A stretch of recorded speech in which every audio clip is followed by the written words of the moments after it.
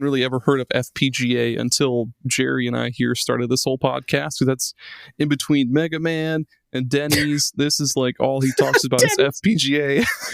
But yeah, I'd be interested in learning all about it. You're going to learn today. Yeah. You're going to learn lots. You're going to get schooled. You're going to get fucking schooled. No, yeah, please. Get off of your own podcast. Hey, I'm Jerry. Hey, I'm Aaron. And this is Retro Rehab.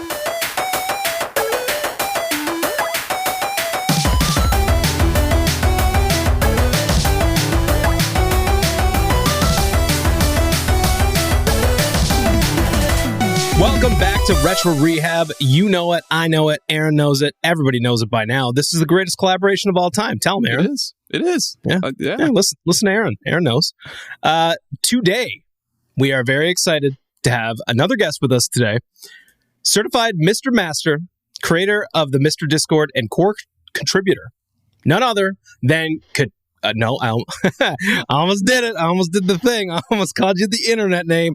We're going to introduce you by your real name, Jamie, who also goes by Kitrinx on the internet.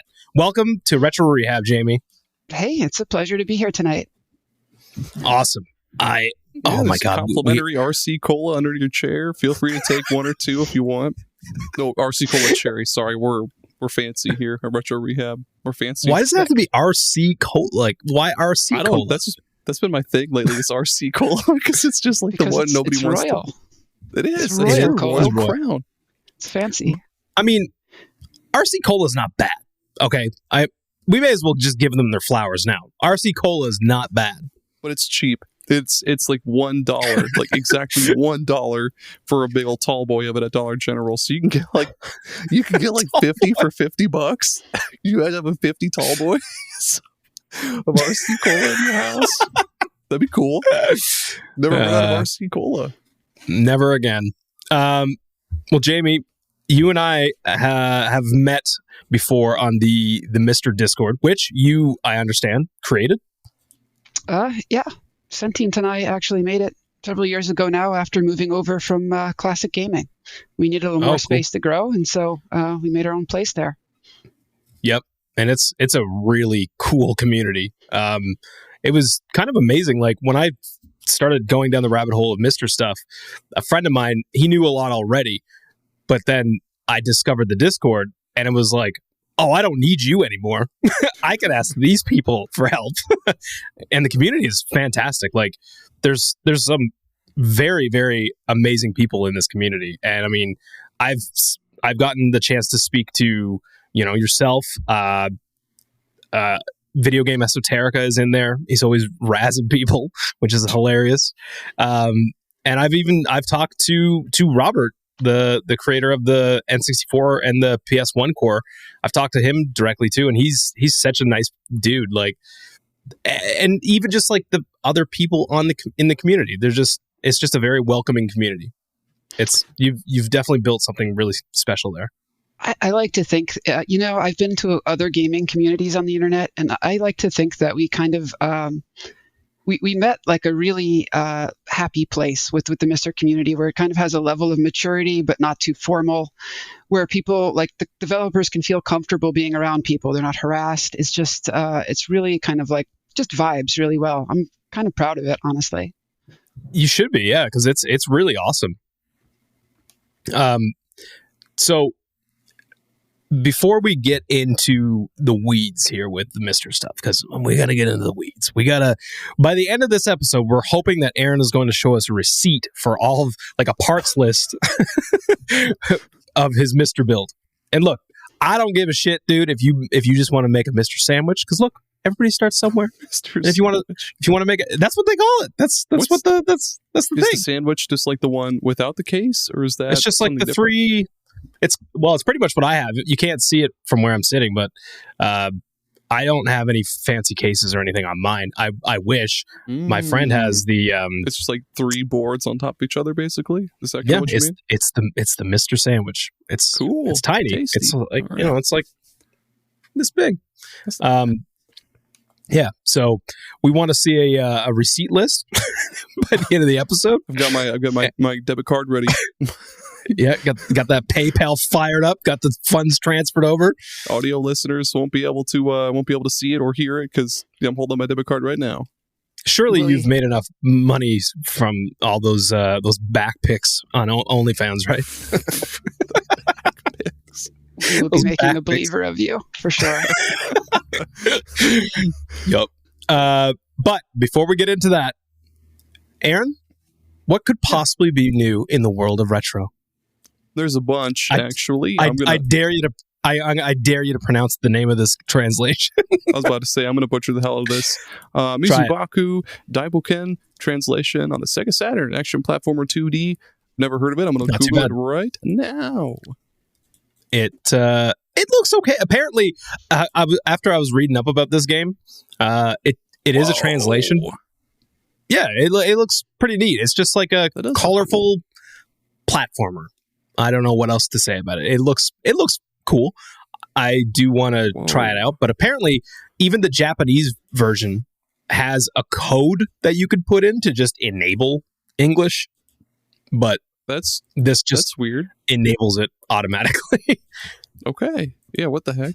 This reminds me a lot of Kirby and like how whimsical it is, but there's also like one of the screenshots on CD Romance shows the bad dude, he like lit their whole like planet on fire or something, the fire devil.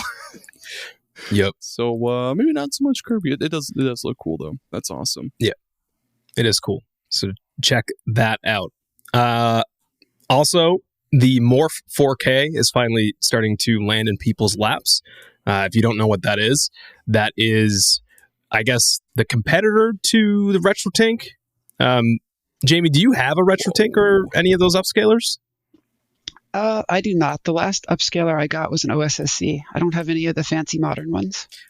That reminds me, you are the reason why I bought my OSSC. Do you remember that? Because we were talking about. I was talking about upscalers, and I was like, I kind of want to get this. Oh no, I know what it was. I don't have an OSSC. I have a GBSC because I was gonna get the OSSC, and you were like, just get the GBSC. It's like fucking $50. And sure enough, I go on Amazon, it's just $50, and that fixed all of my PS2 woes like instantly. Yeah, for PS2, that one is probably the better pick. OSSC kind of has like, it's not the greatest with interlay stuff. Yeah, no, it was like a friend of mine came over and he was looking at it. He was like, "Holy shit! Like this looks really good." And you only paid $50 for this? I was like, "Yeah, dude. Like that's it's a hell of a lot better than pay." Well, you guys only have to pay like what's a tank? Isn't it like $7.99 or something? I think there. Yeah. It's expensive. Shit, $799. Yeah, for the RetroTink 4K, but it's amazing. The same guy that was checking out the GBSC with me, he has a 4K Tink, and holy shit, that thing is wild. But it's also like, it's not just like hey, I'm gonna pick this thing up, plug it in, and play it. Like it is a rabbit hole to go down. Like it is very customizable, and you kind of need to set up all your different. Like it comes with a fucking basically like a TV remote that's like this long, with like all these buttons and like that thing's gigantic, dude. Yeah, it's pretty wild. But yeah, so the Morph4K is essentially the competitor to that, and it's a bit cheaper. I think right now the only one that's out, there is no analog one out yet. It's coming soon. It's only HDMI. So for people that want it to go like from just like an analog signal in, which is like kind of what most people want to do, those aren't out yet. But it's still a bit cheaper than the Tink. It's, I think the HDMI one right now is like, I think it's like $3.99 or $4.99 or something. It's a lot cheaper, but I kind of want to hear a bit more hands-on with it before I maybe jump the gun and get that one. The things I've been reading about that while you've been going off, and it sounds awesome. Go off, King. It's got Wi-Fi on it, Bluetooth. It's got a micro SD card slot, so you'd slap in user files and like color profiles and stuff like that. That's really, really cool.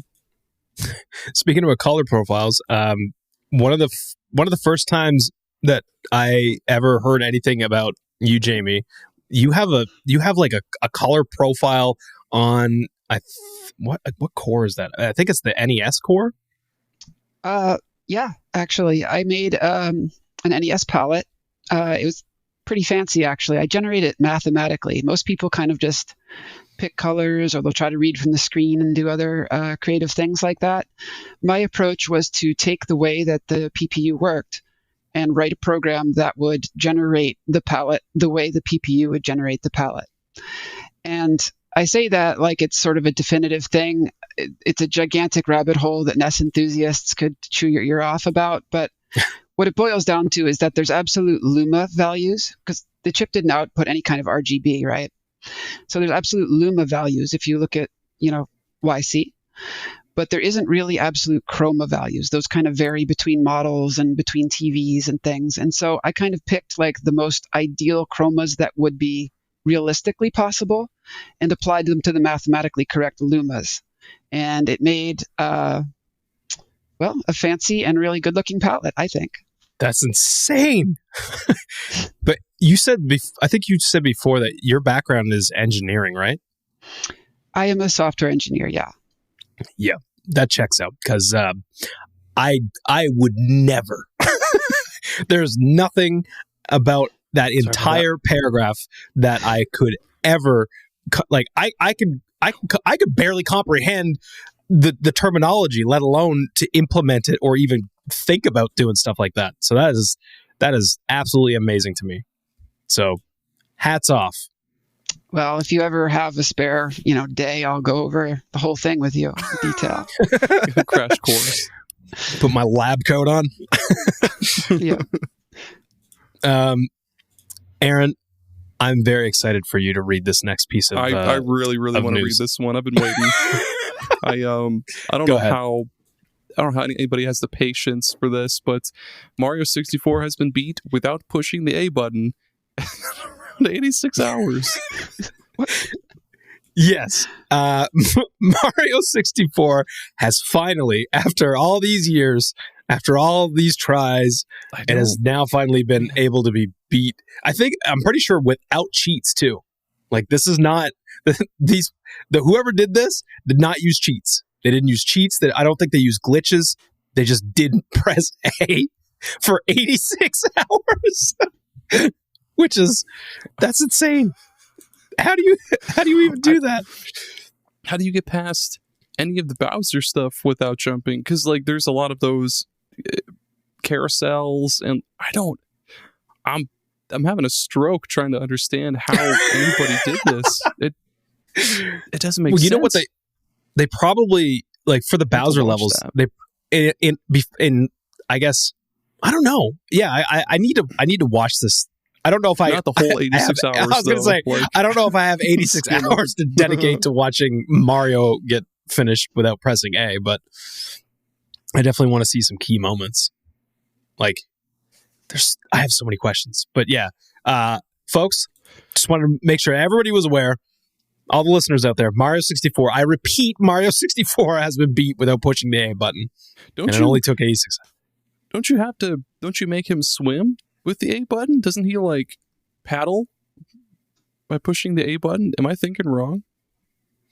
Yes. But maybe because if you press the B button, he does that like little stupid grab, and he like flails around. Maybe they like did that, but yeah, I don't know, man. I don't know. I'm very confused. I don't know how you did. That's cool though. That's really, really cool. It is very cool. And a little piece of MiSTer news. Video game Esoterica has been tinkering with Conker on the MiSTer. Now, if you're not already aware, I think I talked about it before, of the very few games that don't work on the N64 core, because Robert pushed that fucker to its absolute limits. Conker was the big one. Conker was like the flag of defeat where we all kind of went, okay, it's okay. Let's just keep telling ourselves it's okay. It's fine. Like, we got damn near everything else. Like, ooh, we can't play Mahjong. Who cares about Mahjong? Like, we got Conker and the other. I'm serious. Mahjong was one of the other ones that does not play, and everybody just kind of went, so? Yeah, you can just play it on the 3DO if you really want to, man. Just boot up your 3DO that everybody has and play Shanghai Jamie, do you have a Showdown 3DO? I know you have like a bunch of retro consoles, right? Do I have what? Do you have a 3DO? That's one that went under my radar, unfortunately. That's crazy. How could a 3DO ever get under someone's radar? I know, right? Like, how could I miss this gem in the rough there? Goddamn 3DO. Sorry, Bill, if you're listening to this. Anthrax. Sorry, boys. Yeah, sorry. Yeah.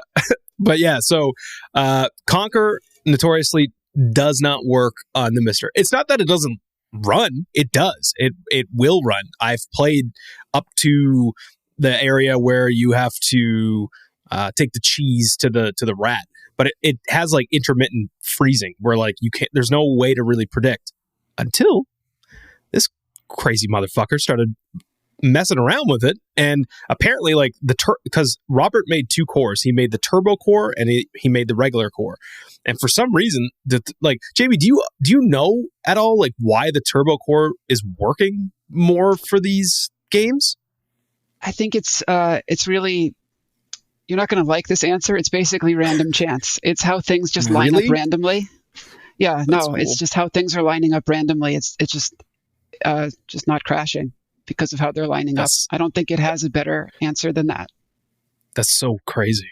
But yeah, so he's been tinkering with Conker, and I didn't watch it yet, but he had a video that he put out, I think last week, and he said that he's getting close to figuring out maybe like what is exactly that's crashing the game. So I don't know. We'll see. It'd be absolutely insane if all of a sudden it's just like, oh, the turbo core fixes everything. But who knows? He is a pretty brilliant developer. If anybody can do it, Robert's got my trust. That guy has performed some miracles in there, I swear. Yeah.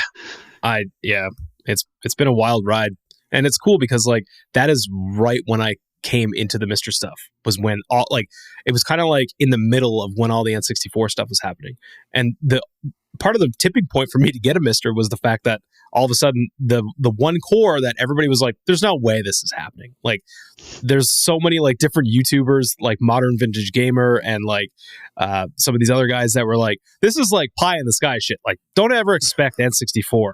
Like, it's never going to happen. And then all of a sudden it was just like, yeah, guys, I'm going to try to get Mario Kart to work by Christmas. And then it was like, we had every game by Christmas except for fucking Mahjong, Conker, and Jet Force Gemini. Classic Robert. Yep. But it was. In fact, he awesome. himself said that it was impossible. He himself was like, N64, that'll never work on MiSTer. So I'm going to do it anyway. Didn't he, like, how did he do that? Wasn't he, like, using Ares or something to, like something to do with, like, he was doing it on an emulator first and then, like, porting it over or something? I don't really understand how he did that. From my understanding, the way he does development is he writes an emulator in the same kind of way that an FPGA project would work. In other words, he writes it with clocks and everything. It doesn't run full speed per se, because it's doing a lot of low-level thing, almost like a simulation. But it helps him debug very quickly to be able to recompile it and run it quickly on the computer rather than the FPGA, because FPGA compilation can take, like half an hour sometimes. It's very slow. Holy shit. Yeah, it takes a long time to build things for FPGA. So doing it that way, he writes himself an emulator. And he'll use other things to reference too. So he'll use like working things as references to kind of help him figure out how things are supposed to look on his own thing. He kind of gets a whole picture together that way. It's so crazy, man. Like, I just like, Aaron, this is why you got to get a fucking MiSTer. Are you hearing this shit? Are you listening?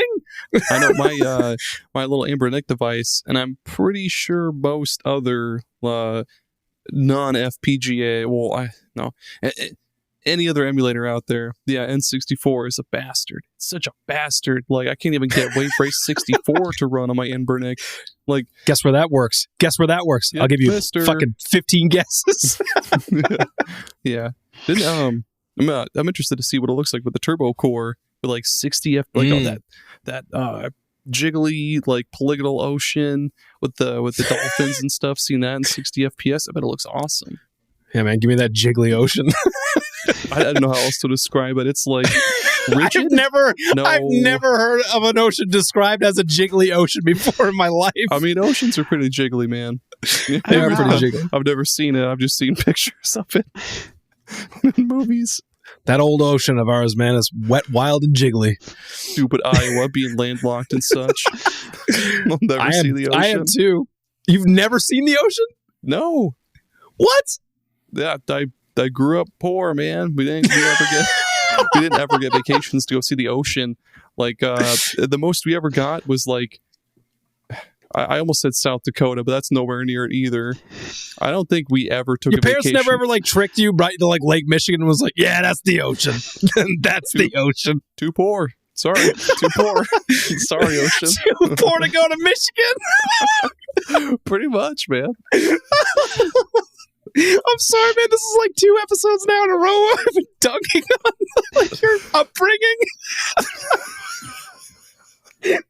Last episode, I was making fun of divorcee parents, and then Aaron was like, "Yeah." So when my mom met my stepdad, and I was like, "Oh shit, It's okay, dude. I'm sorry, man. I didn't realize." Oh man, next episode I'm just gonna shut this shit down. Mid-episode, be like, Jerry, that was really uncool of you. People tuning in for the first time are like, "Man, this guy's a fucking dick." No, it's fine, man. Yeah, too poor for Michigan. Yeah, pretty cool. Jamie, have you experienced the ocean? I thought you were gonna say Michigan.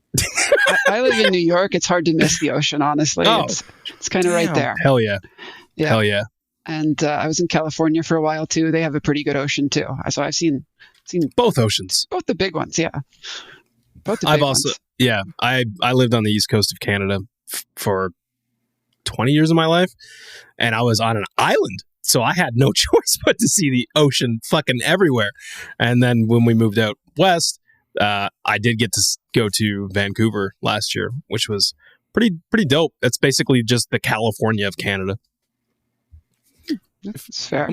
So I'm were you Nova Scotia or Newfoundland? Newfoundland. Oh, you're Newfie.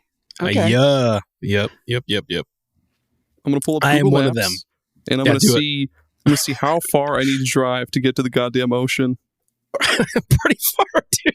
Because oh my god, Iowa is like right in the goddamn middle, dude. So like, I guess Louisiana would be probably the closest. Hey, if it makes you feel better, I've never run through a cornfield, so you've got that on me. He was too poor for They're pretty that sharp. too. No, they're all over the place. It's Iowa. What are you Yeah, cornfields are cool, but they're sharp though. Don't ever run through a cornfield. They make it. You know what? In movies, they seem like fun. Yeah, like what are you talking about? 15 hours to go see the ocean. I'm telling you, dude. Just bring your kids to Lake Michigan and just lie to them, just to ease them. You see kids, you see that, smell that ocean air, the seagulls, the Oh shit. Well, I think that about does it for the news section. Basically, keep your eyes and ears and every orifice open to the earth, and keep listening to what Video Game Esoterica is doing, because a conch shell, even because you can hear the ocean. I'm sure you can hear Video Game Esoterica through a conch shell too. Well, where the hell are you going to find a conch shell? You could probably find in it a cornfield. Amazon. No. Yeah, there you go. Amazon, Goodwill. You can find behind a Denny's. You can find anything at a Denny's. Those Red Lobsters are closing down. I'm sure they got a couple conch shells. Oh fuck! I'm gonna have to bring it up.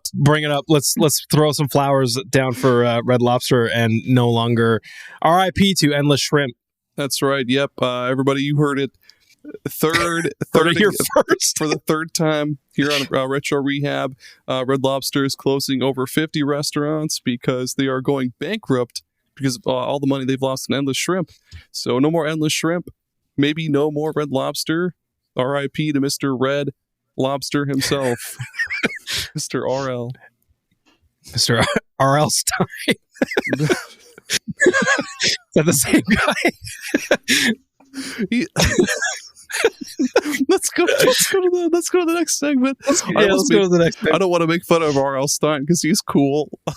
Yeah, he is. I refuse to touch. Oh, God.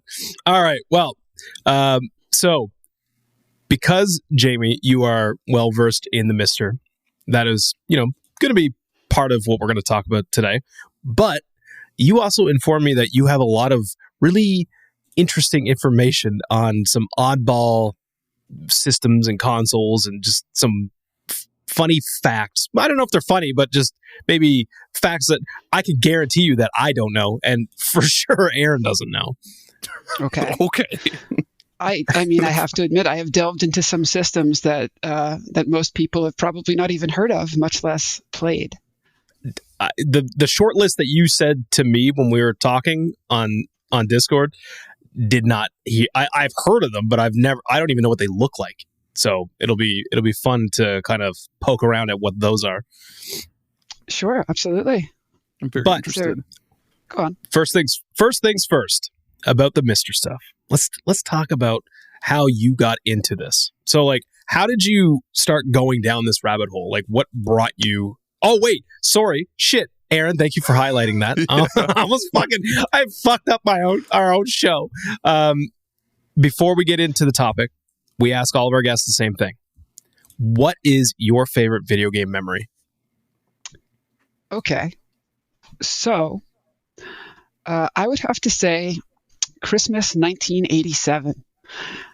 It was a good year. My brother got 2 games. You may have heard of them. One was called Castlevania, and the other one was called The Legend of Zelda.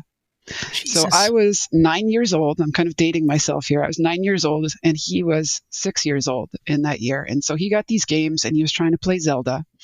And he was, 6-year-old.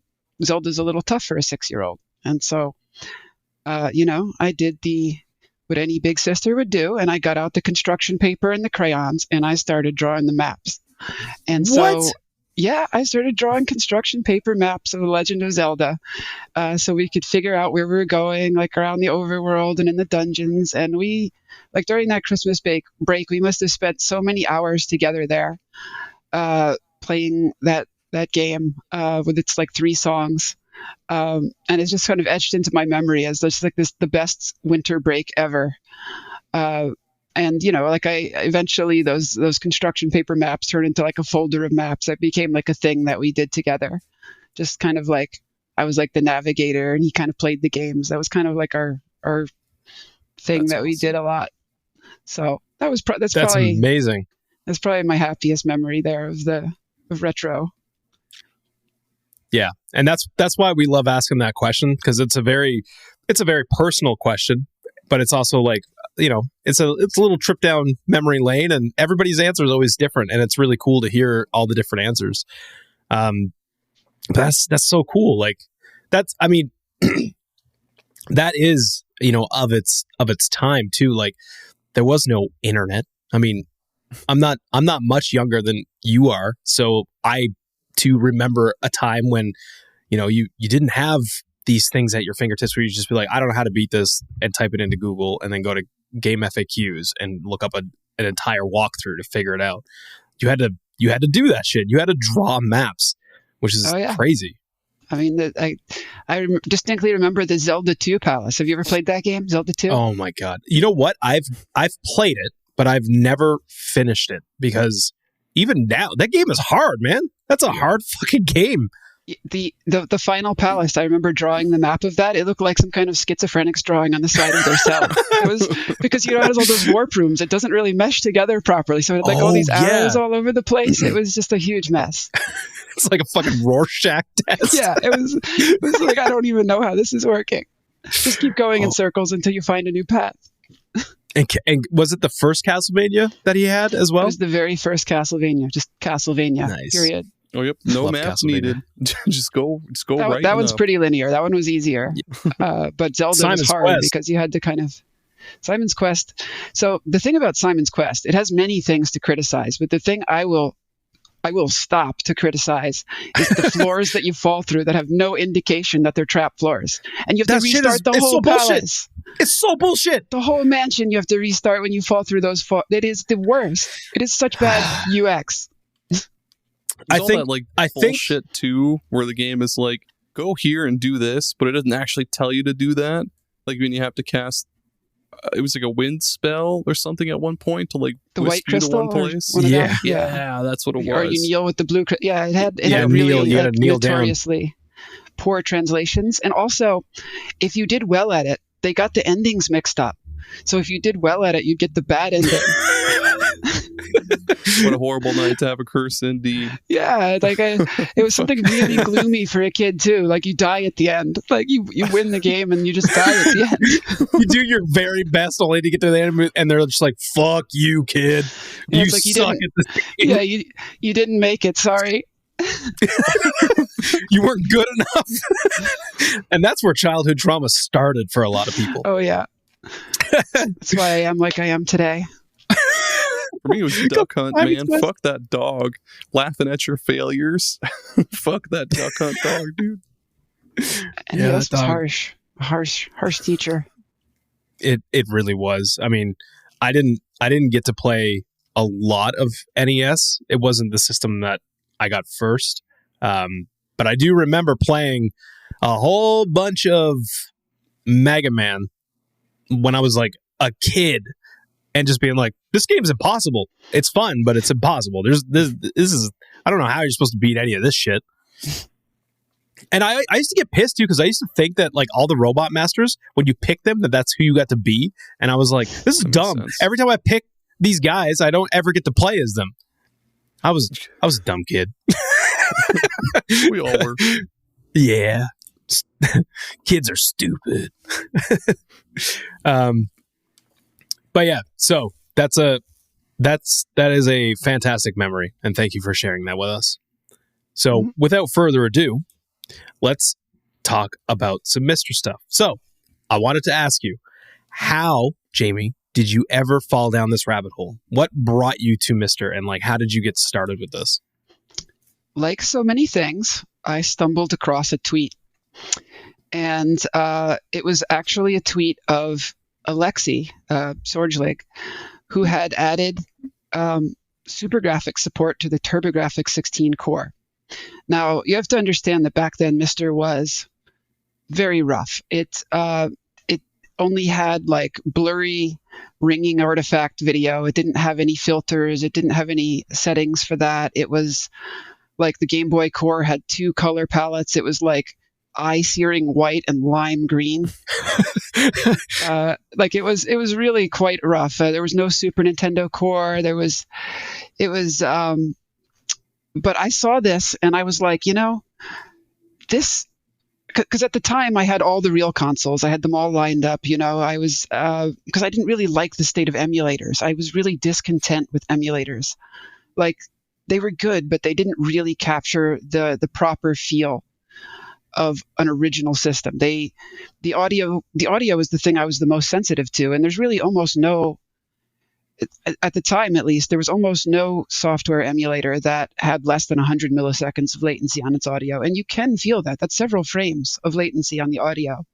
Most people are more sensitive to the video, but the audio cues lining up actually is significant too.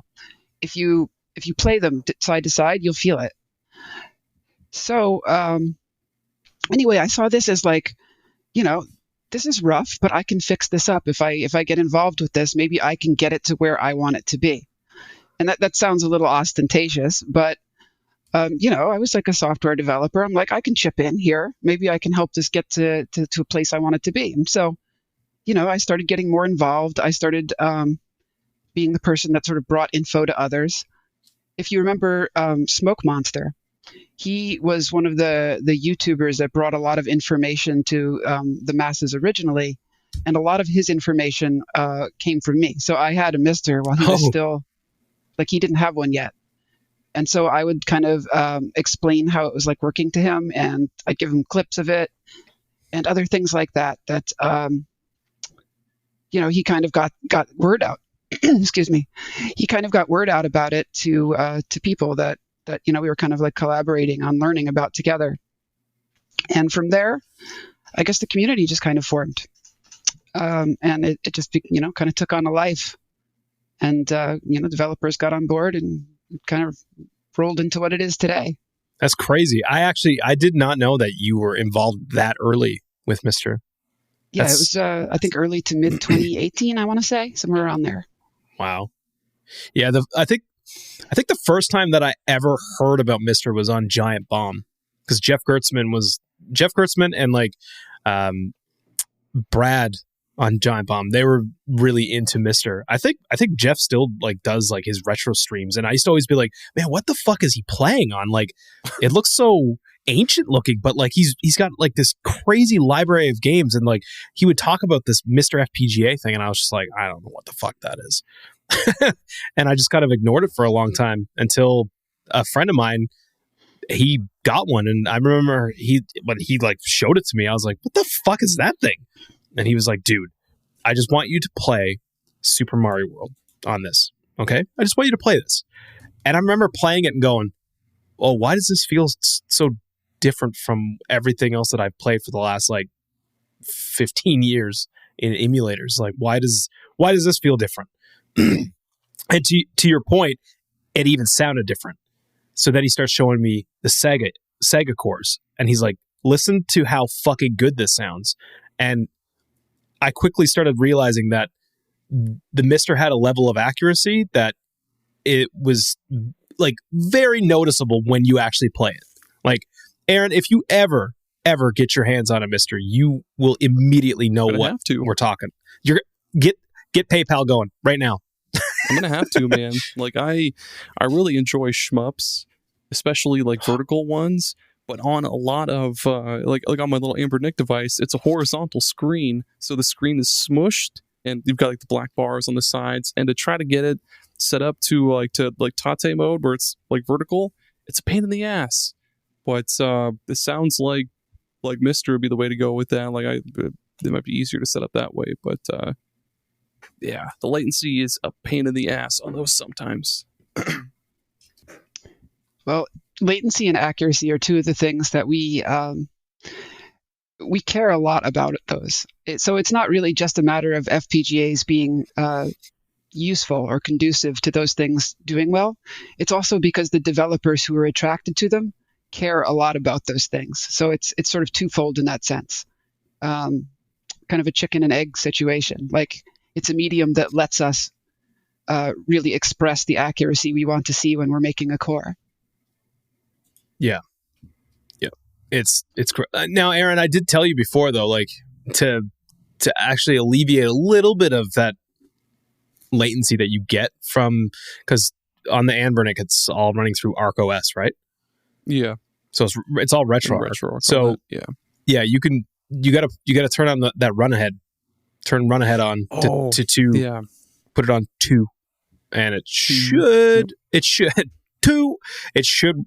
help to reduce it quite a bit. I do remember, like, when I had my Steam Deck, because it's funny because I got a Steam Deck and I was like, okay, this is it, man. This is like this is my emulator thing, and this is all it's gonna be, is like this fucking crazy emulator box. Oh yeah. And I spent like weeks and weeks setting it up and twerking. I did not twerk, but tweaking. Yeah. I was tweaking and fuck it. Well, I was twerking. I was twerking on my Steam Deck, and I got to a point where I was like, oh yeah, this is good. And then it would be like, I'd throw something else on. I'd be like, oh fuck, this doesn't work right. This doesn't feel right. So I had to like tweak something else. And then like I go over to my buddy's place and he's just like, what do you want to play? Let's throw it on. And he would just throw something on, and it just fucking worked, and it felt amazing. And I was like, all right. And I listed my Steam Deck and I sold the Steam Deck and basically bought my MiSTer out of the money that I got from my Steam Deck. That's pretty. And yeah, I haven't looked back since. What are the chances, you think, of like ever getting a MiSTer handheld, like a MiSTer handheld that does everything? Funny that you, yeah. There's rumors. There's rumors bouncing around right now. Yep. what's that?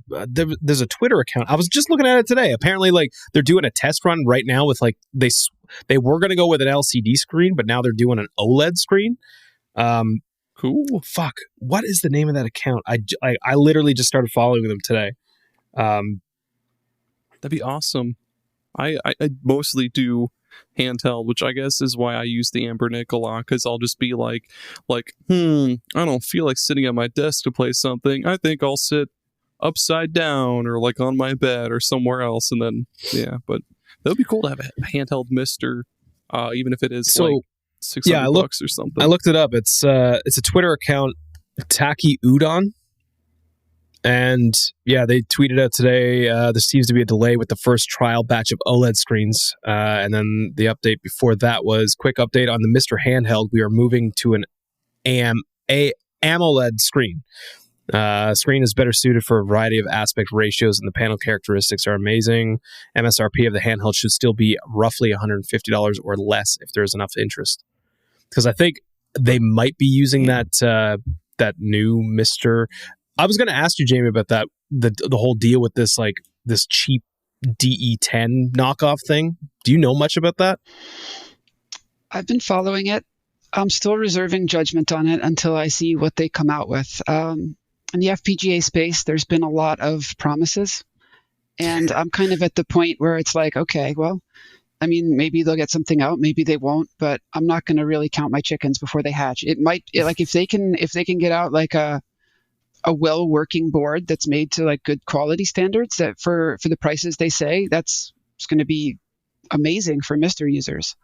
So don't get me wrong, I really hope they do, but I'm not going to subscribe to this is coming out until I kind of see things appear, see things materialize. Because 150 for a handheld, that's ambitious. If they can pull that off, it'll be outstanding. Yeah, especially like, because I mean, if you're comparing apples to apples, essentially with the Analogue Pocket, that's $229 US, I believe.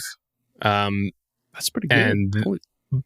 But the thing about the Pocket is, we were kind of talking about this before we started recording. Like the Pocket is a cool piece of hardware. It's very nice. But the problem is that everything is kind of locked away. It's not it's not nearly as open as the MiSTer. Like you can't just do the shit on the Pocket. Like even Analogue's other consoles that they have, like the Super NT, like you can't like, that's running FPGA as well, but like you can't do anything else with it. It's locked behind all of their like proprietary stuff. But that's what Jamie was saying about the MiSTer community. Everything, it's so open, and it's just like a lot of people coming together to make things for everybody, But yeah, if this handheld thing is what it says it is, could be pretty nuts. Like if we get like a MiSTer Switch kind of thing going on, that'd be really It's something people have wanted for quite a while, a handheld version of MiSTer. Yep. It was actually one of the first things that, when I started looking into the MiSTer stuff, because that was the first thing, I was like, well, is there like a handheld? Because I didn't really know anything about it. So I was like, is there like a handheld version? And my buddy was like, there's the FPGA, or there's the Analogue Pocket, but that's not really the same. Like the Pocket essentially is not a replacement, or even really like, it's not on the same level as the MiSTer. It is FPGA, but it's just not the same. If that makes sense. Does that make sense, Aaron? Does that make sense? A little bit. All right. So we're still. The Pocket. The Pocket's a good piece of hardware, but it has like a more specific use case. Like if you want an FPGA in your pocket, I think it's a great little device. It has a wonderful screen. Everybody raves about the screen on the Pocket, but it does have it's $299 to start with $40 shipping. And like the dock is extra. I think it's like extra 100 or something, I want to say. Oh, yeah. It is. I paid for like it. If you want it on your TV, it's like a little extra dollars there. And so it's and the number of cores and the polishedness of the cores for it are not quite on the same level as MiSTer's. So it's like kind of one step behind generally in like what's available on it. Actually, the better cores on it are the ones that were community developed after they opened it, like allowed everybody to use the open FPGA on it. Like those cores are far and away better. The only caveat with those other cores, there's a weird trade-off. You either, and I think we talked about this on the last episode with Matt, Aaron, talking about how there's a trade-off of like these cores are better, but a lot of them don't support save states. Which I don't mind not using save states, but you can't put it to sleep because it uses save states to go to sleep. So there is like a little bit of a trade-off. Yeah, but it also the development on it is a little slower too. It has a smaller FPGA. That's one of the reasons it can't support the save states, is because they tend to be kind of big, and the FPGA is a little smaller than MiSTer, so it can't hold the extra logic that it needs for those.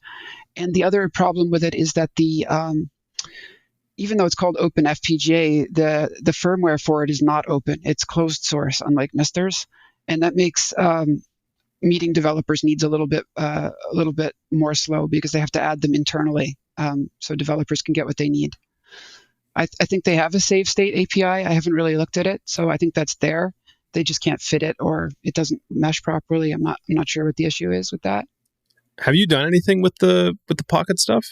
I have not. I pretty much focus exclusively on MiSTer. Yeah. Actually, this is a perfect opportunity to bring up my next question. Which cores specifically have you worked on? I know you mentioned earlier that you worked on the NES. Well, the NES is my favorite core, and from my story earlier, you can tell why I really love that system. But yeah, I've done a lot of work on the NES. I completely rewrote the audio chip for that. I revamped a lot of the PPU, some of the mappers, some of like the DMA code in that, and other techie things. But I wrote a lot of chunks for that. The saves I added to several of the systems. Like before, I told you it was rough originally. Like nothing could save. You couldn't save your game. So saving was something I added to several of the cores. I added like palettes and shadows and things to Game Boy.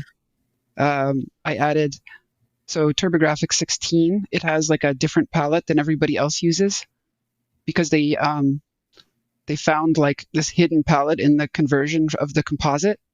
So I, with Artemio's help and some other folks, Dave and a few other people, Furtech, we figured out the correct palette for that. And I managed to get it into a form that we could use it on MiSTer. Let's see, Genesis. I did some of the work with the ladder effect. I added the Pure Solar mapper.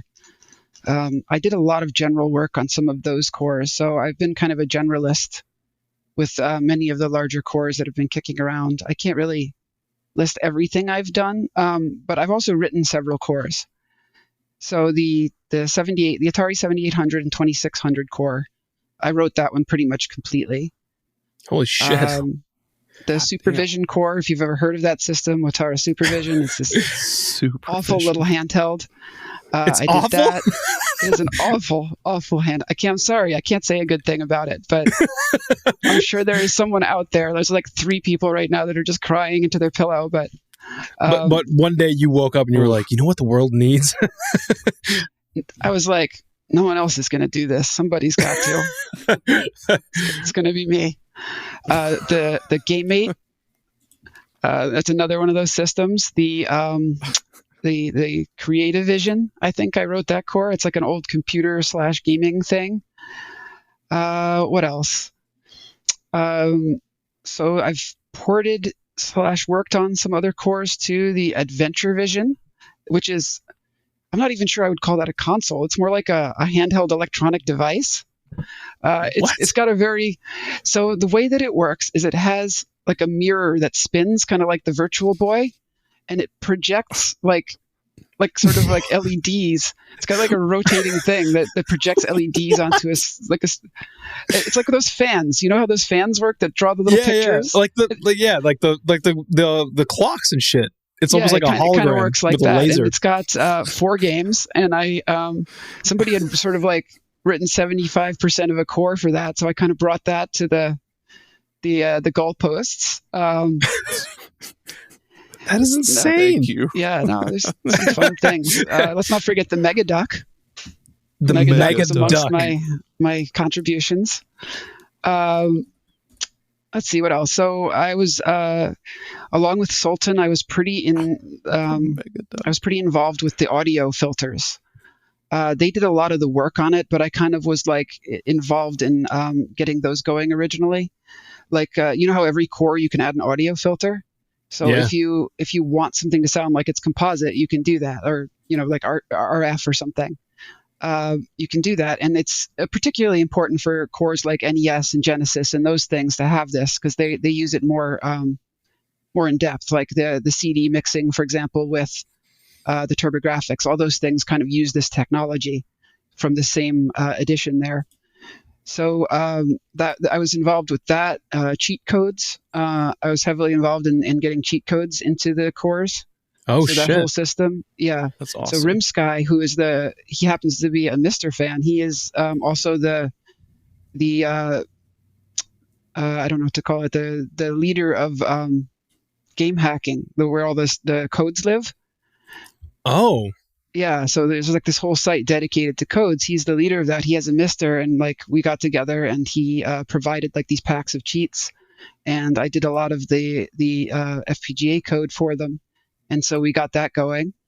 And that's one of my favorite features, because I don't know about you, I don't have time to grind through Dragon Warrior anymore. I know you. I swear to God, you have saved my fucking life.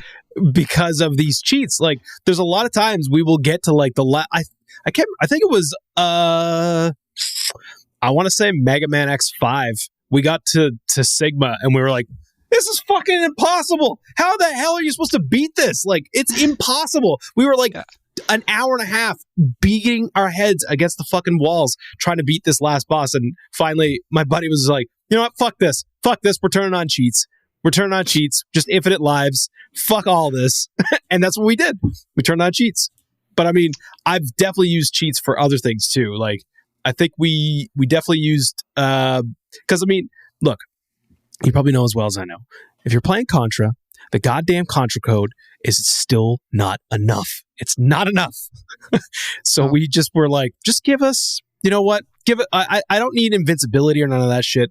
I still want a challenge. I just don't want to have to fucking start over every time, man. Like, you know, my favorite cheat is gold. Gold in RPGs. I hate grinding gold, so I just give myself all the gold, and like that's usually all I need to make it through like a little easier, a little faster. That's my favorite cheat. So, what else with contributions? Well, beyond all of that. Largely, I kind of am involved in some community management too, not just like in the Discord and kind of keeping the peace there. That's kind of like the smaller piece of what I do. But like I talk to Alexi regularly. So if you know Alexi or Sorgeleg, he can be hard to reach sometimes with ideas. And part of what I do is I kind of watch the community. And I kind of use my judgment to see like, okay, this is a pain point people are having, or this is something that all these things that people are saying, I can kind of see it painting the picture of this feature that we need. And so I will often be the one that goes to him and makes the pitch. Like, hey, I really think we should add this, and here's like why I think it's important. And I've gotten pretty good at getting him to give thumbs up to stuff. And so I do some like project management in that sense, where I'm kind of working to get features in that otherwise would meet with some resistance. So You're those are mostly whisperer. what I do. Kind of like I don't want to frame it like that, but you know, like I sometimes can convince him. Okay. Well, I mean, it's for the better, because I feel like don't sell yourself short. You have contributed a insane amount to this project and this community. Like, a lot of this shit wouldn't be possible without you. I wouldn't be able to beat Contra without you. So there you go. Probably not Airzonk. You got to use that infinite lives cheat on the last level of Airzonk. Shit's impossible. Yeah, I heard that. I think you and my friend both said the exact same thing. That game was not that difficult until the very last level, and it just goes fucking hamburgers. It's just hamburgers. Yeah, it's just boss rush on top of final boss that has like 3 stages, and it's stupid. It's stupid. It's dumb. So, of your contributions to the project, what would you say would be the most difficult one that you've had to pull off? Well, there's different kinds of difficulty. There's like things that are technically difficult, like how do I do this? Like what is the mystery? And there's things that are difficult in a more like this is just a nightmare. It's full of bugs and I don't know what to do. But cumulatively, all of those things put together, I would say adding Atari 2600 support to the 7800 core was probably the most difficult thing I did.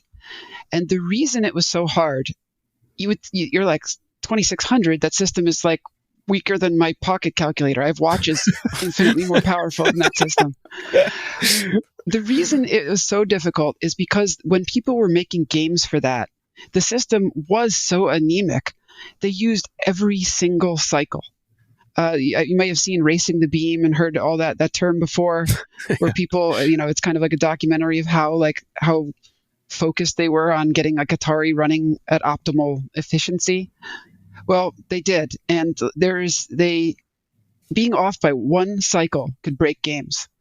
So like I had to chase down every tiny little inaccuracy, every clock misalignment with the asynchronous clocks that it has. Like there's even one game, Cosmic Arc.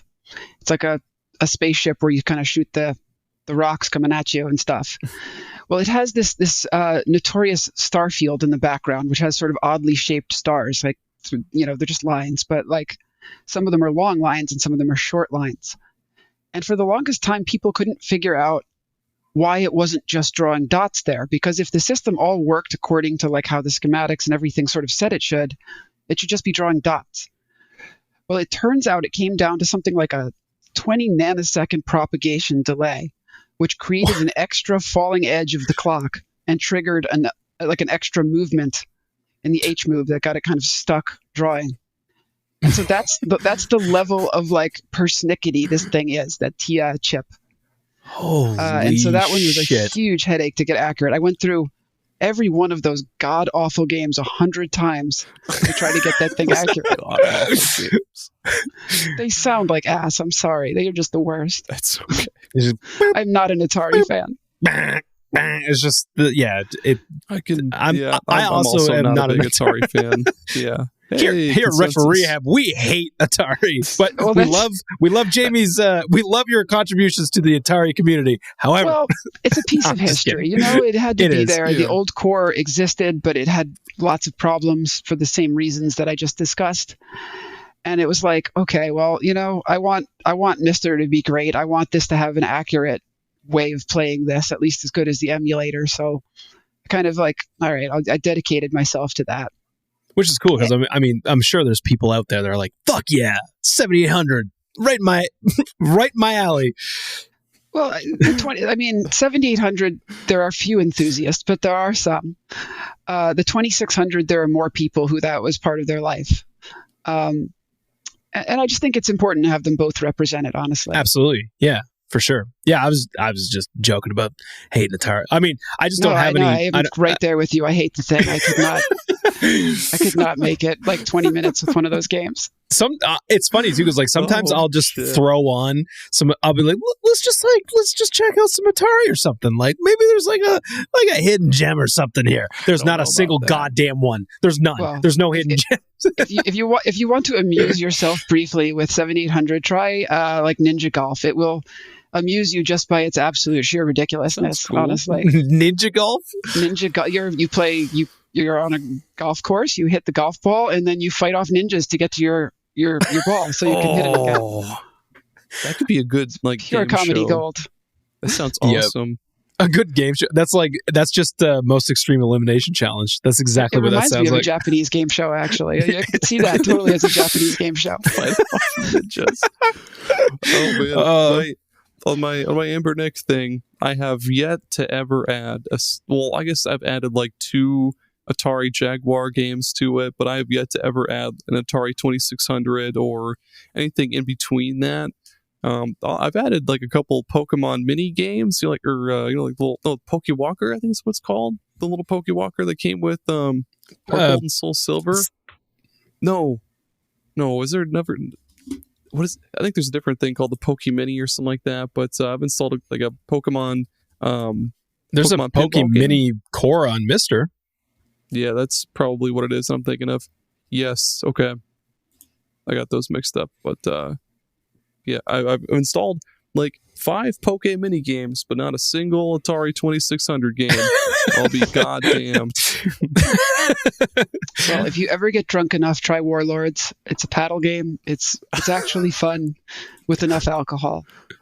Hell yeah! It's basically just it's like a 4-player Pong where you're sort of defending your.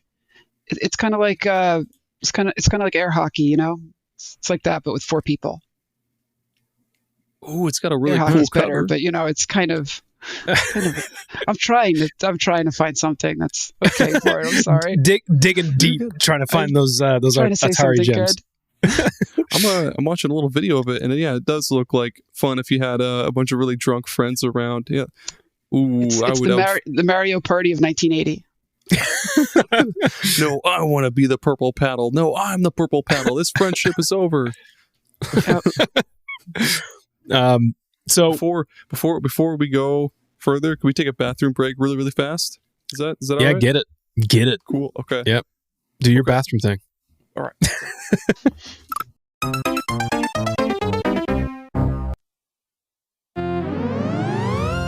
I was looking at kind of like comparing the price of, say, getting one of those big MiSTer kits that comes with like the aluminum case and like the heat sink and all that stuff. By the way, no fan. That's awesome. That's really, really cool. But, you can do fanless, yeah. Yeah, I have the fan in mine. When I went to build mine, those aluminum cases were sold out, and I messaged Pork Chop, and he was like, "I actually am like totally sold out," and I was like, "Ah, shit." So I did not snag one, and then when they came back up, I was gonna grab that purple one because I fucking love that purple one. I want that green one so bad, dude. My Dev MiSTer is one of Pork Chop's cases, and I love it. And the one that I throw in my bag to take on like vacations and stuff, that is actually one of the Retro Castle cases. If you've ever seen them, they've got like the 3 buttons, they look like Skittles on top. It's kind of like a different form factor. It's a little bit smaller. So what they do is they combine the USB board with the I/O board. And so you've got like only four USB ports, but it's flatter. It's like a smaller package. And they have like a nice pink, like aluminum one. That's what I've got for like my travel / living room MiSTer. That's your awesome. Travel MiSTer.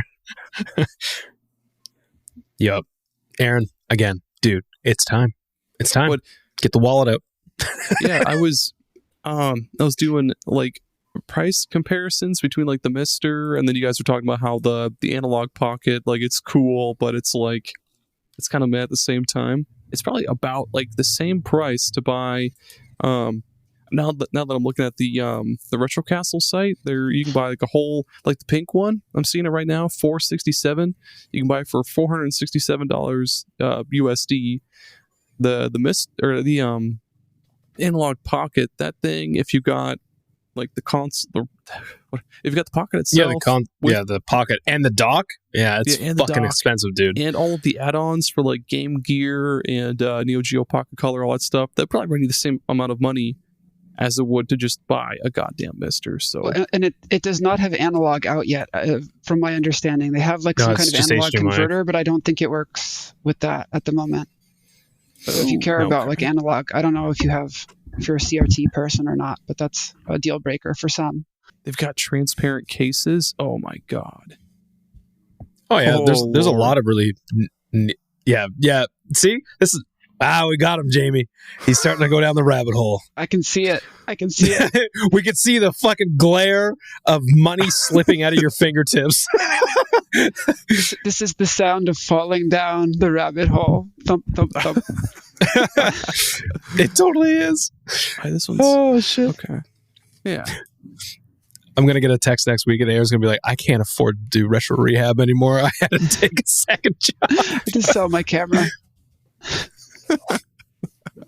I sold everything in my house for a MiSTer. Second mortgage, everything.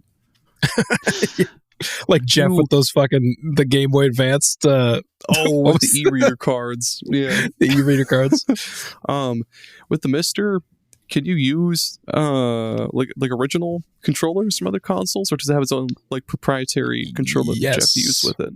That's an interesting question. So I would say that the best way to use MiSTer would be with USB controllers, like a PS5 controller or whatever your modern controller of choice would be, because it does support pretty much all of the modern controllers nicely, and it's got very low latency.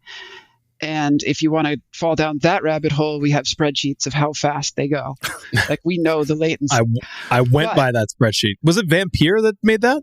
That was Lemonisi and Pork Chop, actually, together. Really? I mean, it was sort of a community effort to get the ball rolling on that, but Pork Chop kind of spearheaded, like, really expanding it into a lot of controllers. And then Lemonisi turned it into a nice searchable database. Yep. It's very, very nice to go through that. And dude, sorry, go ahead, Jamie. I will say one more thing. If you want to use like an original controller, like you have some NES controller, like the NES Mega or something that you just have to use, you can use this little device we have called Snack, which interfaces directly with the FPGA. And it just talks just like it's talking to a real system. So you have like the authentic controller operating on the system. That's awesome. Like if I further down the rabbit hole, I've got 8 million NES controllers. I've got like 3 Dreamcast controllers and some VMUs and stuff like that. That's intermediate stuff. Intermediate stuff. After your MiSTers come in the mail, we can get you started with that. Let's keep talking about MiSTer. The thing that I will say though is that there are controllers that you would think would be a lot lower latency that aren't. And one of the weirdest things that I came across was when I discovered, because I was like, oh well, with this N64 core, I'm going to play with the Nintendo Online N64 controller, the one for Switch. And everybody was like, just make sure you play wireless. And I was like, why the fuck would I play wireless? It is lower latency wirelessly than it is plugged in directly. Switch controllers are so slow. They have such a weird protocol too. They're oddball controllers. The Pro controllers or the all of them, all the Switch controllers are. None of the Switch controllers are really fast per se. Weird. Now the PS5 controller is like blazing fast. That thing is like 4 milliseconds. It's very good. That's cool. So that's the one I would recommend is the PS5 one. And you can use the touchpad as a mouse in like any cores or a light gun in games that. Oh shit! I didn't know that. Yeah, that's awesome. What? It's hard to play them that way, but if you just kind of want to just dunk around with it. Yeah. Here's a question about light gun stuff. What would you recommend is the optimal way to do light gun stuff with a MiSTer? That's very subjective.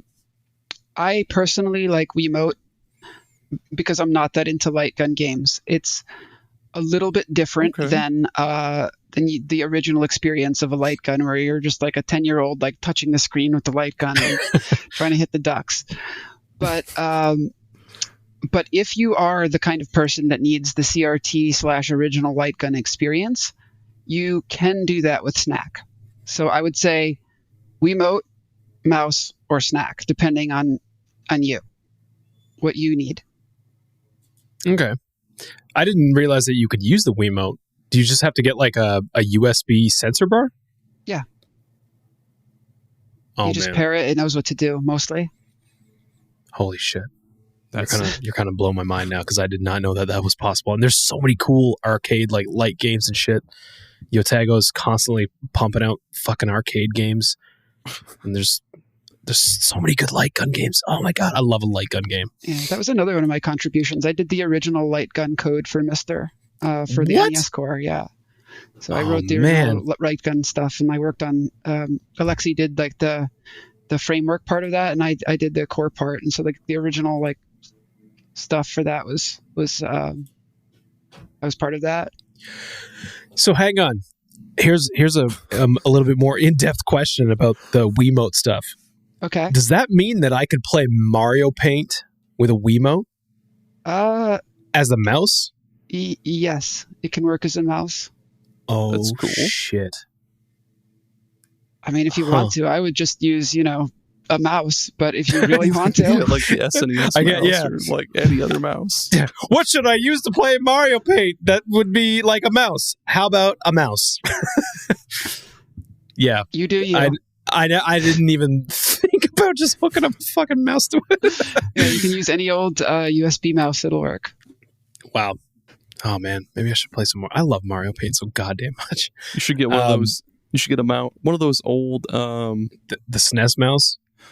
No, I was going to say like a mouse that has like a trackball on the top.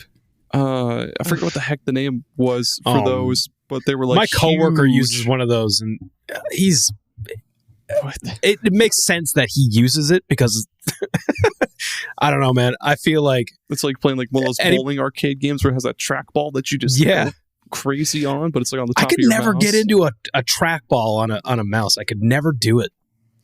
Even though. Dude, like music, like in music production, it's a huge thing. And as a music producer, I cannot get behind it. I just can't. I cannot get my head around it. I don't know. It just doesn't feel right. Super weird thing to add to all this, but there's at the local Chuck E. Cheese, they have this Super Monkey Ball arcade game that has like a little trackball in it. So yeah, to roll I and his little friends down the lane, you just go totally crazy on that ball, and you'll see I just tumble in, and it's great. Like I want to, dude. Own that I'm gonna be honest, so bad.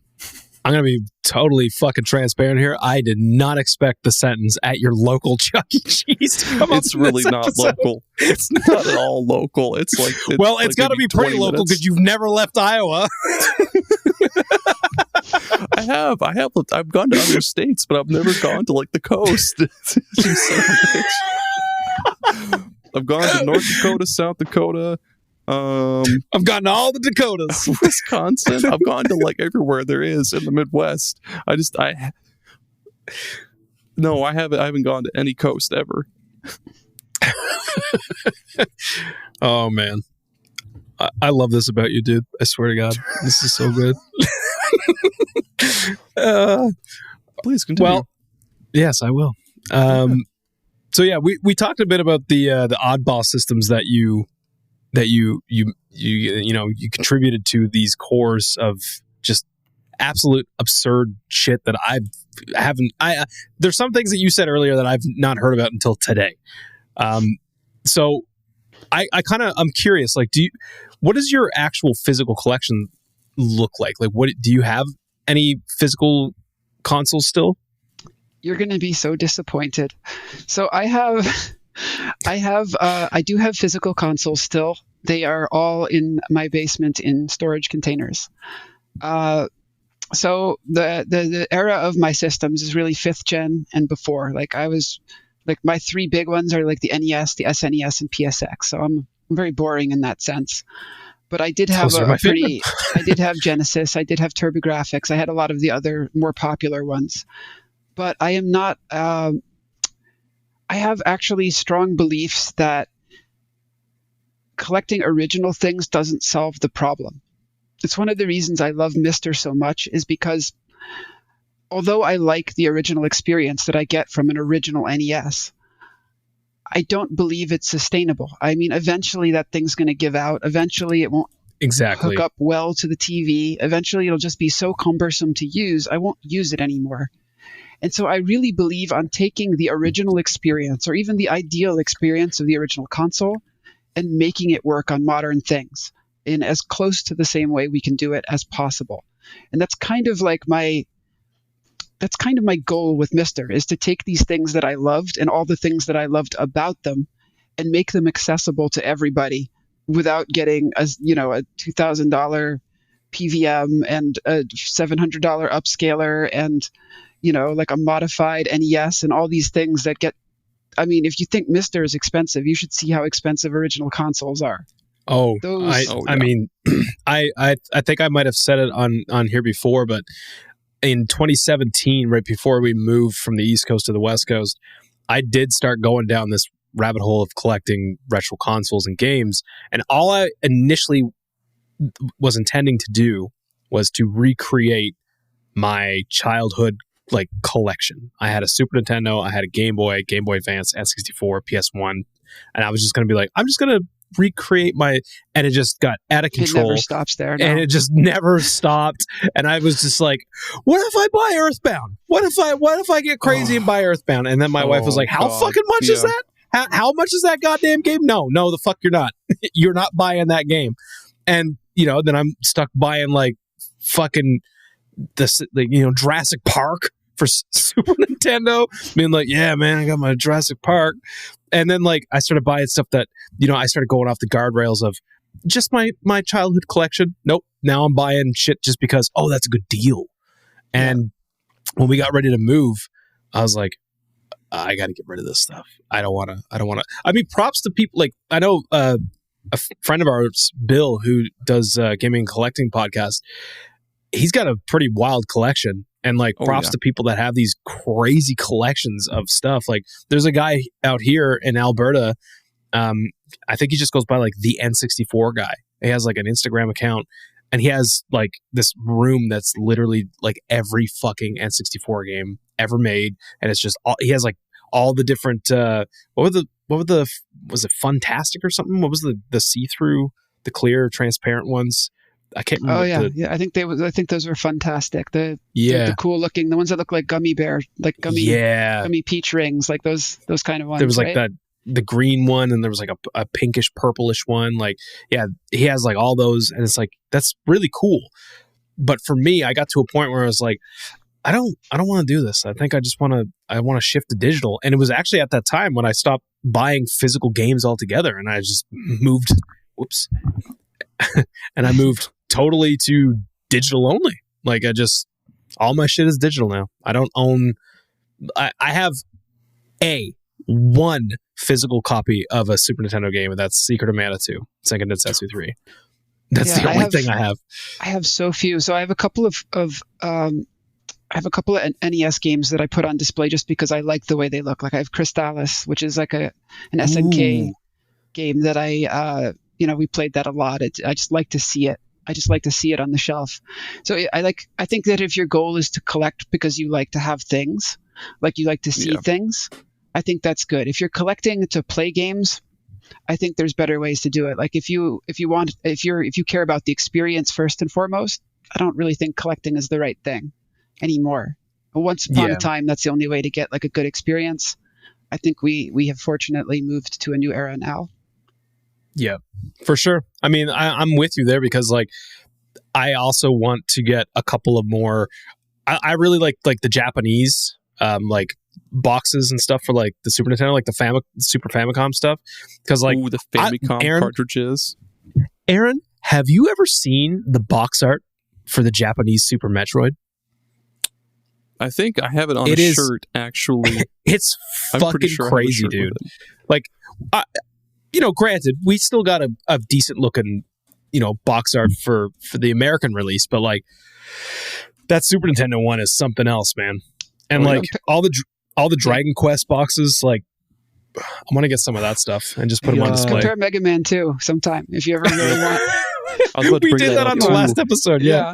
The last episode, I found this picture of it was like Mega Man 1 through 6, I think, on Famicom, and the Famicom did it right, god damn it. All their cartridges were so colorful and cool, and the stickers on the cartridges just look so much better than the ones on the NES that we got here in North America. We were talking about how like it'd be cool to just buy those and frame them because they look so fucking cool. Like it'd be fun to I mean that Mega Man 2 box art, Jamie, yeah, you're right, is like atrocious in North America. It's like what his heel is like broken and like his arm is backwards and like he's got like why is Mega Man a 52-year-old man? Like with weird like squatting expression. Like what is he looks like? Like who is this man? Oh, that's just Hank. Hank goes out and fights crime in his blue tights. Mega Man 3, they were getting closer, but Mega Man looks like one of the Rice Krispie dudes. He looks like a fucking Cabbage Patch Kid. And in Japan, they got these cool anime things too. It's like these cool anime things. Yeah. Oh God. I think the Chrono Trigger box was also better in Japan, if I'm remembering it correctly. Is that just like the plain white one? I think. I want to say it had like those cool like didn't it have like a more? I could be misremembering because there was a lot of cool Chrono art. But, no, you're right. Yeah, it's white. It's just like a white thing, but it has the whole cast of characters on it. Yeah. I thought that was good, wow. though. Yeah, Right. It looks really good. Yup. Man. I'm a sucker for these like the Japanese box arts. I'm going to Japan in March coming, and I'm Let me know how probably that going to ocean stock. looks. I'm probably going to stock up on a bunch of I'll take lots of pictures of the ocean for you, Aaron. Okay. I should just like take a Mail picture me of a like the jar of ocean water. No, I'll just take I'll take a picture of just like the color blue and be like, look at it, Aaron, because you won't know the difference. Construction paper. It's the find carpet a on wave the pool plane. or something. It's just the maps that Jamie made back in '87 for Zelda on blue construction paper. Like, look at it, Aaron. Look how pretty it is. You just spilled some of your Japanese Snapple on the ground. You're like, look, Aaron, it's the Atlantic or whatever. See how jiggly it is? Oh shit! Oh man.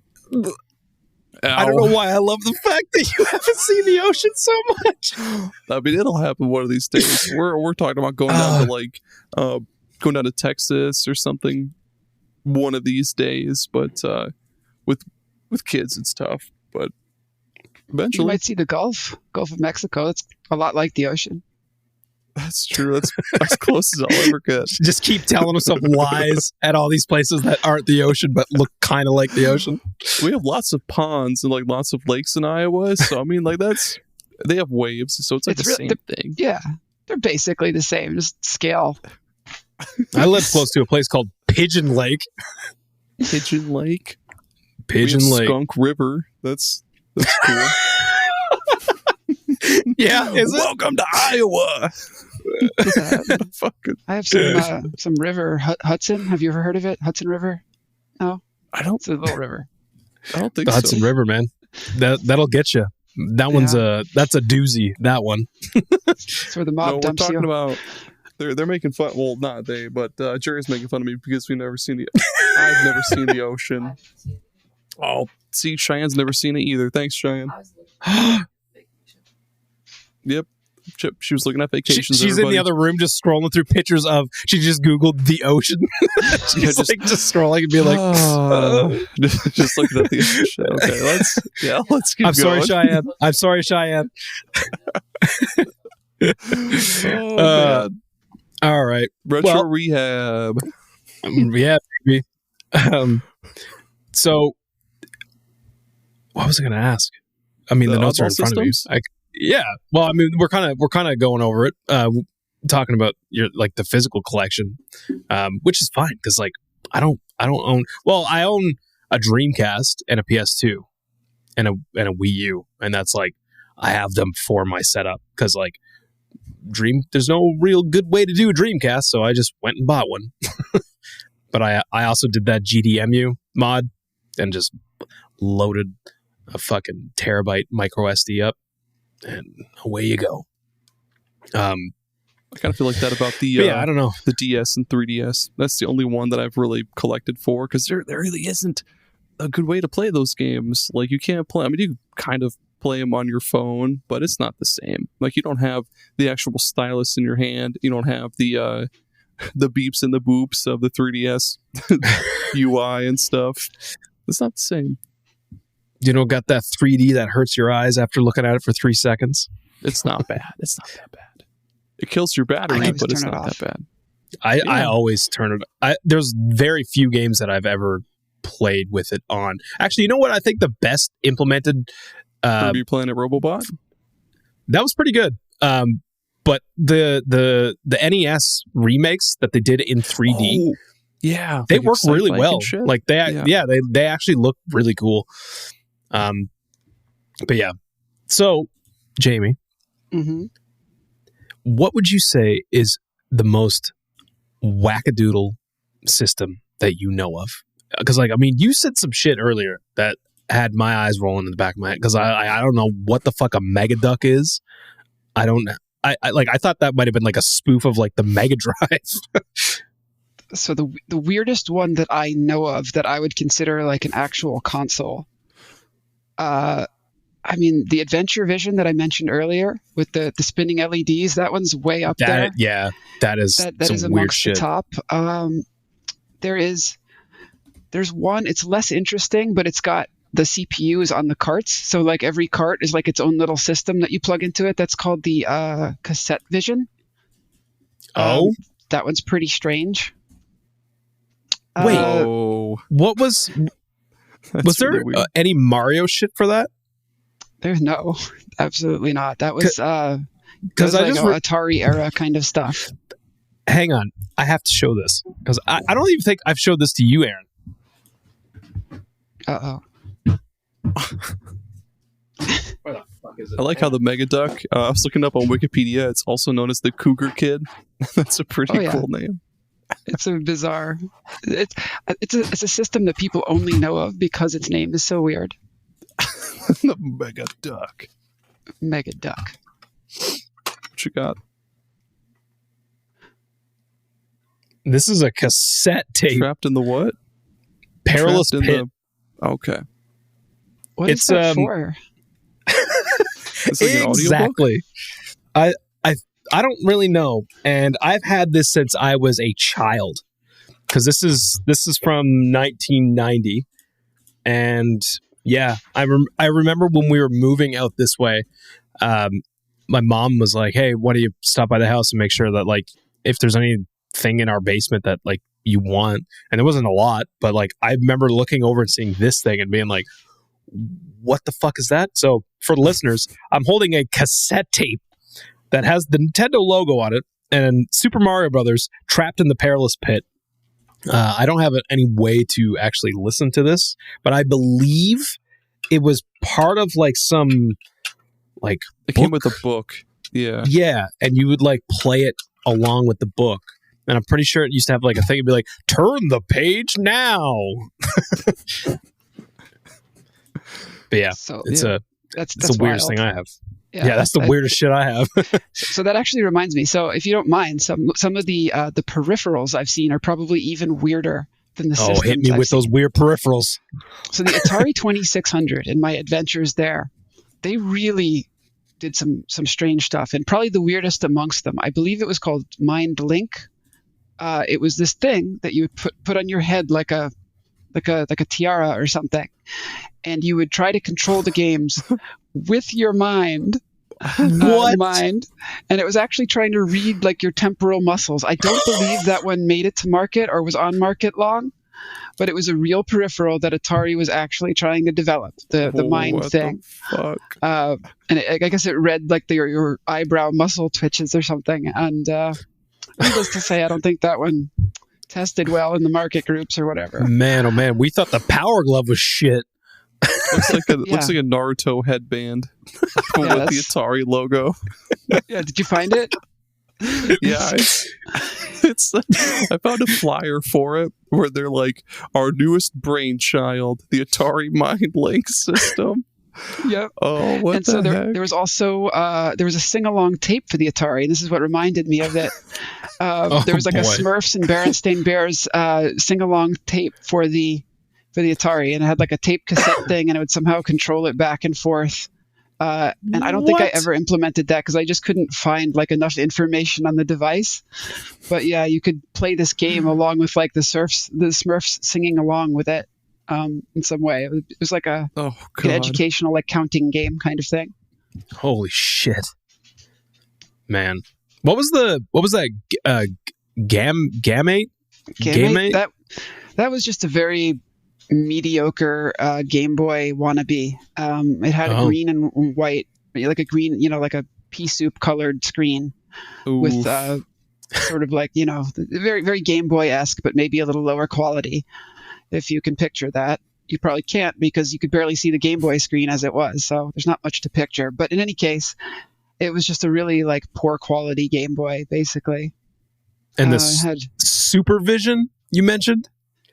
The Supervision was a little more fun because for a while there, they were actually trying. They really wanted to make something. It's a Chinese system. It had a variety of games, nothing that you would like. They were mostly like knockoffs of games you might recognize. One of them, I believe that's the one that had Snake. I remember that one because it had a very special mode for its audio. And so like I listened to the intro to it a million times. It goes like Snake at the beginning of it. So I heard that like 1,000 times. That one's kind of a funny system. It's mediocre to an extreme, even subpar to an extreme. Those graphics It also awful. had a poor quality screen with horrible ghosting. So that was the biggest Really? problem, is you couldn't see what you were doing because the ghosting on the screen was so bad. You know what's like kind of weird? This is kind of a side. Over the weekend, a friend of mine was talking about how he kind of wanted to grab another GBA because we've been playing the Four Swords on GameCube with our pockets, and he was like, if we wanted to add a third player, like maybe I just grab like a cheap GBA. But then he was like, I kind of want to get one with like the screen mod. And I was like, why don't you just get the SP101? Isn't that like the one that everybody goes for? And he was like, actually, that thing is, to me, he was like, not as good as getting like the OG one with like a good screen mod. Because he said like, and he was like, I don't know if you knew this, but I guess the 101 has like kind of bad ghosting on it. Well, I believe the 101 had 2 different screens that it could have, if I'm not mistaken. I think the older screen did have pretty bad ghosting because they hadn't really adapted to the backlight. And the later ones, they got like an OLED screen or just a better screen that had less ghosting. And it was a more appealing one. But it's hard to figure out which one you're going to get until you have it. Oh. And honestly, I would say that the form factor of the original was nicer. The SP is kind of narrow, for adult hands. It's the clamshell thing is cool, but like, yeah, I don't know. The original, I had the original, like the nice wide Game Boy Advance. I had a purple one, and it's pretty comfy. It's a nice little console. Yeah, I like them too. Of course, I would just play these on MiSTer, honestly. I prefer, like, my eyes just aren't what they used to be. I prefer the big screen now. Yeah. Even playing, like, I've been playing Mega Man Battle Network on my pocket, but sometimes I'm like, am I losing my vision? Like, this screen is, I know this is a good screen, but am I going blind? Am I losing it? Yeah. It's like your warranty expires when you're 40. I know. Your warranty expires. Oh, shit. I got to use that one on my wife next time. I'm like, man, your warranty's been up for a long time. Okay. So yeah, she's going to love that. She's going to love you for that. Yeah. I should record the reaction. Blooper reel. Blooper reel, yeah. All right. Well, why don't we take a quick commercial break, and then when we come back, we will do our closing, say our farewells, and get into our random recommended games. Yeah. We'll be right back. Hey, Aaron. Yes, Jerry. Have you been feeling, I don't know, a little sluggish lately? You've been feeling like you're a little out of shape. A little flabby even. Can't really get rid of that last 5% of body fat? I think it's time that the people know. We are proud to be sponsored by Trevor Belmont's Whip It Into Shape VHS Workouts. Trevor Belmont! Medusa's head be flapping around everywhere, all over the goddamn place, and Trevor Belmont ain't gonna have it. He's gonna whip your ass into shape. He's gonna be bumping and grinding, whipping and slipping everywhere. It's gonna be fucking chaos. There's not gonna be room for error anywhere here. the skeletons, they're there, they're crumbling all over the place. That's because they don't work out enough. Get out of here, skinny nerds. Gotta pack some beef into those gills. You gotta fucking work that shit. And Trevor Belmont is not gonna take it easy. No, sir. He once put Richard Simmons directly into the hospital because Richard Simmons could not keep up with Trevor Belmont's whip it into shape VHS workout. Alive. You've heard of P90X. Now get ready for P90 Sex with Trevor Belmont's whip it into shape workout VHS. DLC? Yeah. That's the DLC. That's the naughty DLC. But yeah, we're not fully sponsored by that one. Yeah. We're trying to get sponsorship for the sexy one, but we don't have that yet. buy the entire 16 VHS set. Get one free. Get the 17th one free, and you'll get Workout Jams cassette tape, which is just the same one song on a constant loop. You have to rewind it every single time. After the entire 3-minute song plays, you got to rewind it. That's I know I said it's on a loop, but luckily it's just for you, song. it is the song Vampire Slayer. So you're just gonna be killing it. Oh yeah. Rondo of Blood. There's not gonna be any room fucking for error. TurboGrafx CD version. Oh. I'm doing the gorilla chest. Those beat. ass cheeks are going to fill those seats so well. They're going to be so defined. You're going to be able to put on your favorite pair of tights and your best corset, and you're going to be whipping it into shape with Trevor Belmont's Whip It Into Shape VHS workout. You'll be doing calorie blaster workouts such as whipping a chain whip against the old tractor tire for 6 hours straight while listening to Vampire Killer. You'll jump over things and not be able to correct yourself midair because fuck it, that builds muscle and character, bitch. You'll be chucking glass bottles of dubious chemicals at things to build further arm strength because fuck it, I don't commit arson. If you don't like the tape, burn your fucking house down. I don't know what's in those bottles of holy water. Maybe it's holy water, maybe it's gasoline. But fuck it, burn your family to the ground to the tune of Vampire Killer. Because they could be vampires. Donate ChristAlive.com. We'll put it in the shape.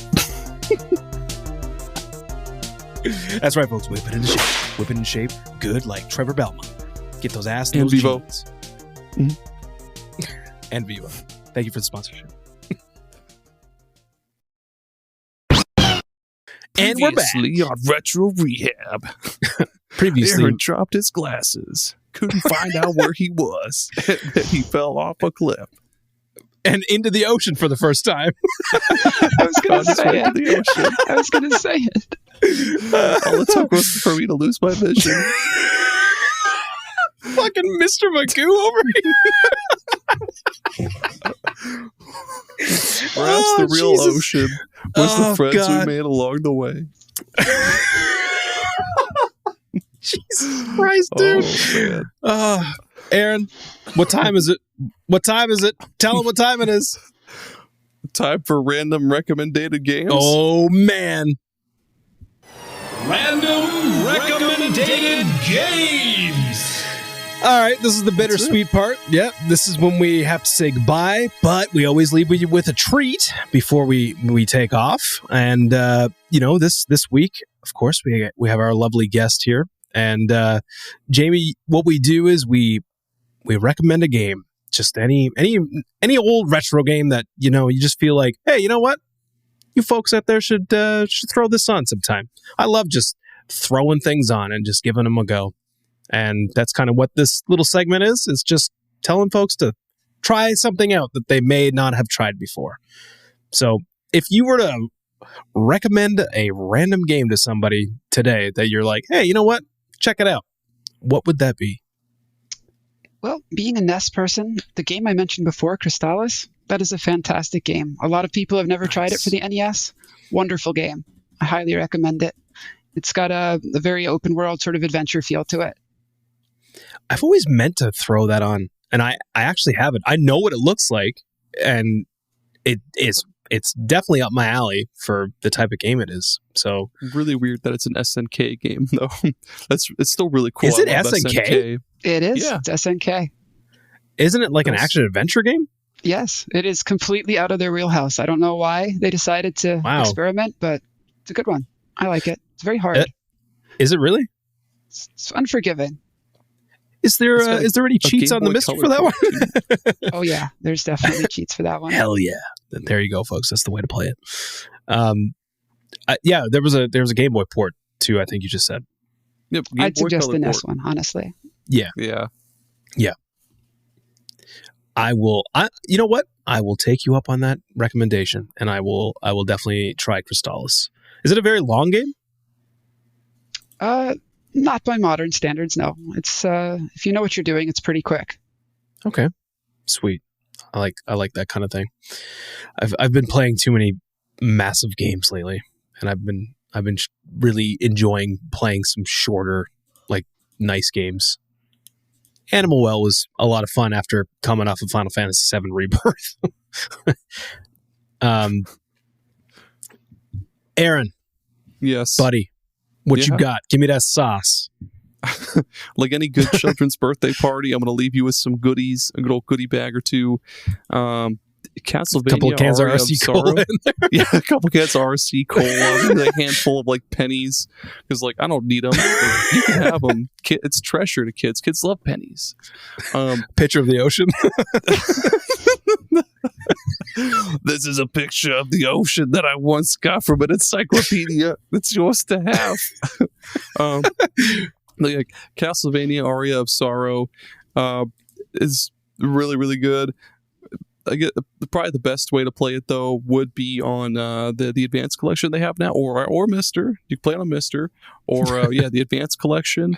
Because like on the GBA original, without with having no backlight, they had to really bump up the graphics and make it really, really like eye-meltingly bright, so it kind of poked out through how dim the screen was.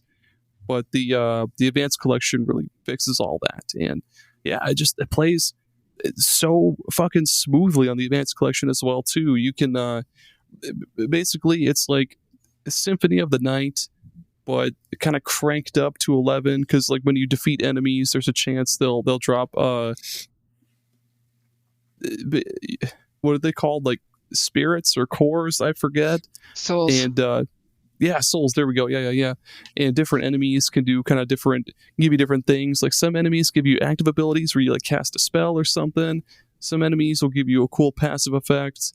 And it's just really cool to experiment with all those. And there's all sorts of different cool weapons you can equip too. Like you could just get a gun if you wanted, but it's not very good. You could just get a gun. There's all sorts of cool like two-handed swords. You can dual wield weapons if you want. There's all sorts of cool secrets you can go around and find. And just I had Circle of the Moon. That was that's a great one too. That was my GBA like starter pack. It was that and Tony Hawk, and I did not play the other Castlevania games past that one on GBA or DS. Oh man, Harmony of Dissonance was like, it was that weak point in the three that were on GBA, but I mean, yeah, they're still pretty good. Was it the second or third one? I think it was the second, because it was the Circle of the Moon, Harmony of Dissonance, and then Aria. So strong recommendation for Aria of Sorrow. Yes, I may not have seen the ocean, but goddamn it, I played all the way through that game twice. All the time that I could have wasted looking at the ocean with those fucking starfish. I instead played Castlevania. Aria of Sorrow. Oh god. Ooh. There's gonna be so many good quick cuts from this one about you in the fucking ocean, dude. Holy shit.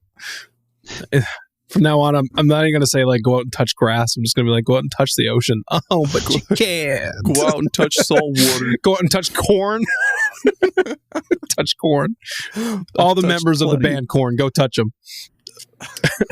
All right. Well, I guess I'll give my little recommendation here. I like a Metroidvania as well.